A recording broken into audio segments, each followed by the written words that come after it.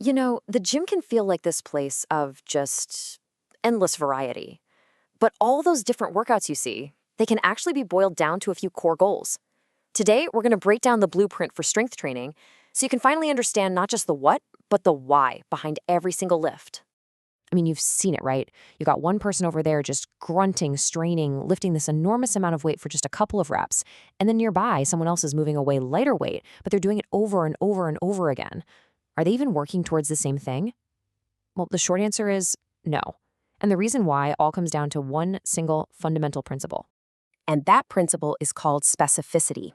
According to the National Strength and Conditioning Association, the NSCA, who are a huge authority in this field, it basically means you train in a specific way to get a specific result. Put simply, your body gets really, really good at what you consistently ask it to do. So if you want a specific outcome, your training has got to be just as specific. Let's look at the four main paths this can take you down. Okay, first up, let's talk about muscular endurance. This one isn't about lifting the heaviest thing you can find. Nope, this is all about how long your muscles can keep going and just resist getting tired. That's the official definition, and it pretty much nails it. Think about a marathon runner's legs or a swimmer's shoulders. They just go and go. But hey, this isn't just for pro athletes. High endurance is what lets you carry all those grocery bags in one trip or play with your kids at the park without getting completely gassed. It's all about sustained performance. So how do you actually train for that? Well, here's the recipe for building that staying power. The load, that's the amount of weight you're lifting, is pretty low, at or below 67% of your 1 rep max. And your 1 rep max, or 1 RM, that's just the absolute most weight you could possibly lift for one single repetition. Because the load is lighter, you can perform a high number of reps, usually 10 or more. And check out the rest time. It's super short, 30 seconds or less. This forces your muscles to get better at recovering quickly and just becoming way more efficient. All right, let's switch gears to our next path, and this is probably the most common goal you see in any commercial gym: hypertrophy. In plain English, this just means training for muscle size. Yep, this is the world of bodybuilding. The main goal here is to literally increase the size of your muscle fibers. The training is specifically designed to create stress and tiny, microscopic damage that signals your body to go, okay, we gotta rebuild these muscles bigger and stronger than they were before. And for a lot of people, this is also a huge key for boosting your metabolism and fighting that muscle loss that comes with age, keeping you strong for years to come. So what's the formula for getting bigger muscles? Well, the load is heavier than it was for endurance, landing right in that 67 to 85% range of your 1 rep max. This is the sweet spot for that 6 to 12 repetition range, which all the research shows is pretty much ideal for maximizing muscle growth.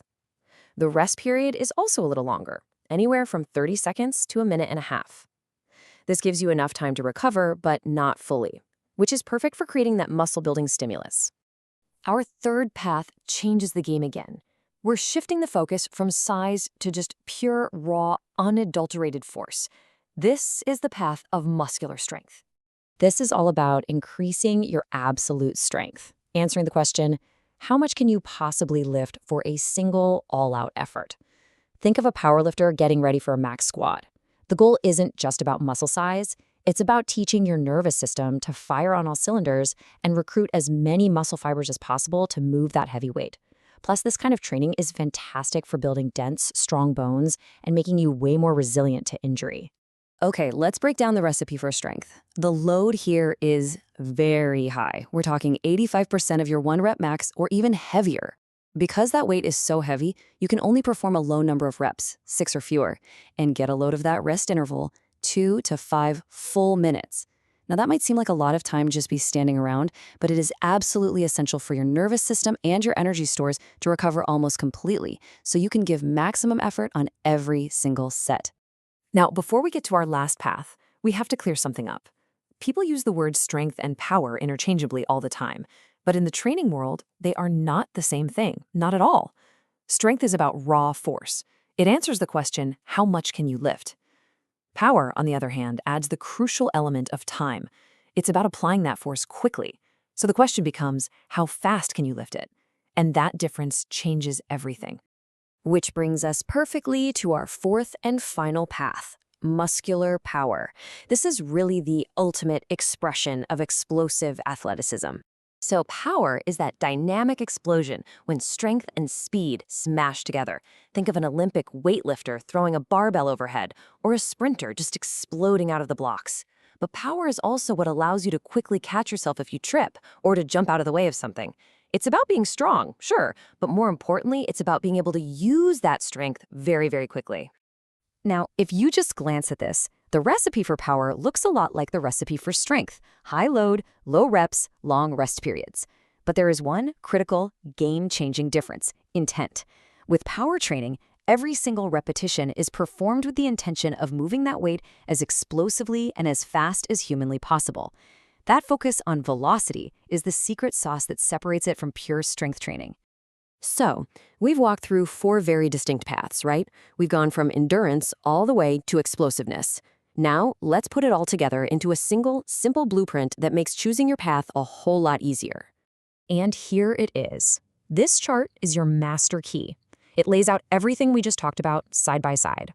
As you move down the list from endurance to power, you can see a really clear pattern. The load gets heavier, the number of reps gets lower, and the rest periods generally get longer. Each one of these combinations sends a totally different signal to your body, which triggers a very specific change. This right here is the principle of specificity in action. So the next time you step into the gym, or even just plan your workouts, you have the framework. You understand the why behind the what. Look, this isn't about one method being better than any other. It's about aligning your method with your goal. So the real question isn't just what are you doing, it's what are you truly training to achieve?